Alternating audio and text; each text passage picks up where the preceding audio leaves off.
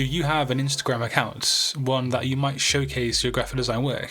And if you do, then you probably want to know the best way to turn that account into paying graphic design clients. Now it's easy when you know how, and that is what this video is all about.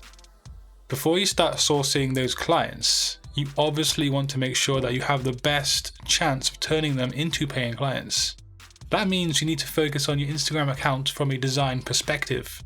Now I won't spend too long on this section, but it is very, very important.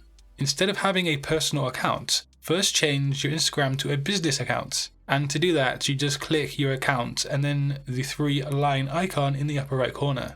Head into settings and then account. From here, you can switch to a business account. But why would you want to do that in the first place? What's the upside of it? Well, firstly, in Instagram business accounts, you have more analytical tools than in the personal accounts. These tools can help you better understand your customers and improve your business reach. This will prove to be really, really powerful later down the line. Also, you can even work with brand sponsorships within the business accounts. So from here guys, you want to optimize your account for converting people into paying clients. And let's take a look at some of the best ways that you can do exactly that. So what is your current screen name on Instagram? Does your account name relate back to what you do and what kind of services you provide? Well, it should do. Instagram has so many designers and people trying to make it on this platform, so it's a great idea to generate a unique identity to stand out. If you're a competent designer, then you will know all about the importance of branding. You need to use a similar style, a similar color scheme and medium in all of your posts running throughout the entire account. This helps to create your identity and show professionalism as a designer. Now my style across my account on Instagram has changed over the years, going back since 2015. It's clearly visible if you scroll around my account. This isn't something you want to do if you're trying to create a brand identity on Instagram. I'm personally not trying to use this platform to generate clients, so I don't need to worry so much about that. For me, it's kind of more of a personal thing. A neat little hack is to include a design-related keyword next to your name. And I don't mean your main account name. I mean that when you go in to edit your profile in the account section, you have the ability to edit the name here. Place a design-related term next to this, and that's going to help improve your searchability and visibility as a graphic designer. Also, your bio is very, very important to tell potential clients what exactly you do. It shows what your skills are, and maybe you can add in some hashtags for SEO purposes. You need to keep your bio pretty short and sweet, even though it doesn't offer many characters in the first place.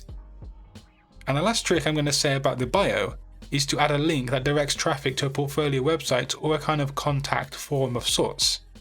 It's so easy to make an Instagram account, but to have a second layer where you're active looks more professional, and it's going to instill a greater confidence in the potential client that you are a good fit for their project.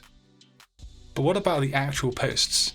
You need to make sure that your posts on Instagram really do look great and show your skill sets as a designer. Remove any old or outdated work that might drag down your self-image. And you're only as good as your worst addition into a portfolio of work. That's something to remember. And of course, no blurry uploads. Save your work in high quality PNGs or SVGs, as these do seem to work best for me when uploading work onto IG. And when it comes to profile pictures, I do feel that having a clean and creative image of yourself is a lot better than a logo on Instagram. This looks more authentic, approachable, and it will boost the likelihood of you scoring new clients. So as you grow your account and you post regular examples of how your skills can help solve problems, and also your posts simply just looking visually good, your authority in this space will also grow. And with authority comes trust, and with trust comes more clients. Posting quick mini tutorial tips, like for example in Adobe Illustrator, also go to show your skills and your knowledge. And these tend to get quite liked by other designers and shared around. I like to use a lot of hashtags on my posts, which is not too spammy on Instagram, unlike with Twitter, but make sure to use the right hashtags that are relevant to you and your services. So things like logo, logo design, logo designer, graphic design, and so on. It also helps to post stories and reels on Instagram. And I suggest that a lot of these are you showing your face and talking to the camera and your audience. This again goes to making you seem more human as opposed to a faceless entity. Potential customers like to buy into someone that is genuine and real. Of course though, keep everything professional and safe for work.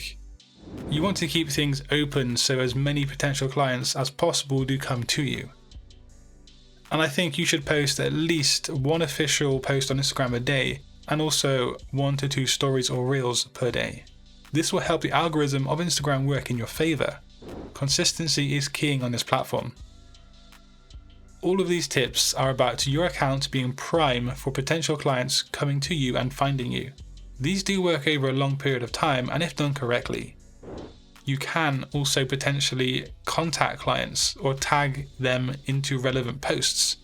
However, this can come across as desperate sometimes or even spammy, so do be careful of that approach. But if you want to learn more about graphic design or even how to gain more clients, do click a video on screen. And until next time guys, design your future today. Peace.